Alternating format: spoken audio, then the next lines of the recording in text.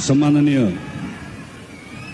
प्रधानमन्त्रीज्यू, पूर्व प्रधानमन्त्रीज्यू, विभिन्न राजनीतिक दलका नेतागण, राष्ट्रिय स्वतन्त्र पार्टीका सम्पूर्ण नेतागण र यहाँ उपस्थित देशबाट आउनुभएका महाधिवेशन प्रतिनिधि साथीहरू, यहाँहरू सबैलाई हार्दिक नमस्कार। जय नेपाल। म राष्ट्रिय स्वतन्त्र पार्टीको यो प्रथम ऐतिहासिक अधिवेशनको मेरो तर्फबाट र हाम्रो पार्टी नेपाली कांग्रेसको तर्फबाट सम्पूर्ण सफलताको कामना व्यक्त गर्दछु। पार्टी गठन भएको करिब 4 वर्षमै तपाईहरूले जुन जनसमर्थन प्राप्त गर्नुभएको छ, यो लोभलाग्दो छ। म यसको मुक्त कण्ठले प्रशंसा गर्दछु। संगठन निर्माणदेखि निर्वाचनमा सफलता प्राप्त गर्ने यो यात्रामा पार्टी सभापति आदरणीय रवि लामिछाने, सम्माननीय प्रधानमन्त्री बालेन्द्र शाहले जुन कुशलतापूर्वक नेतृत्व गर्नुभएको छ र तपाईहरूले जुन साथ दिनुभएको छ, तपाईहरू सबै बधाईको पात्र हुनुहुन्छ। तपाईहरू सबैलाई हार्दिक बधाई ज्ञापन गर्छु। यो अधिवेशनबाट नेतृत्व चयन कसरी गर्ने भन्ने बारेमा तपाईहरूले निदो गरिसक्नुभयो भन्ने हामीले छापाहरूमा पढ्यौं।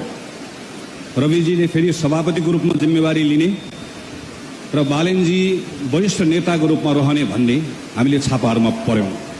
तपाईहरू दुवैजनालाई फेरि यसका निम्ति शुभकामना छ। तपाईहरूले मिलेर सबै कुरा टुङ्गाउँदै हुनुहुन्छ। तपाईहरूले हामीलाई अप्ठ्यारो पनि पार्ने हुनुभयो।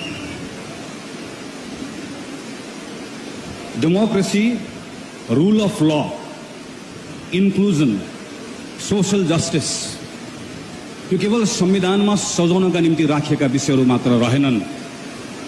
नेपाली सोसाइटीको डिएनएमा यी सबै कुराहरू राम्रोसँग घुलिएका छन्।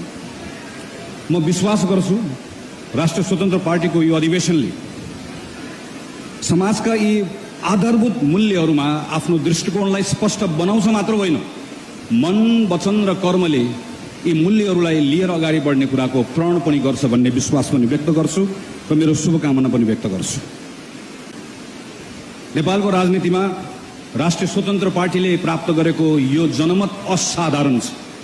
यसमा दुई मत छैन। इतिहासमा 3-4 पटक, एक पटक यस्तै खालको जनमत, बाँकी रहेको समयमा यस्तै खालको जनमत करिब 3-4 पटक नेपालका राजनीतिक दलहरूले प्राप्त गरे।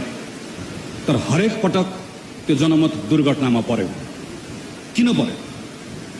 एउटा, जुन राजनीतिक दलले त्यो जनमत प्राप्त गर्यो, त्यो राजनीतिक दलको नेताहरूको अहंकारको बीचमा टकराव भयो, व्यक्तिहरूको बीचमा टकराव भयो, जसको कारणले दुर्घटना भयो। अर्को, जनमत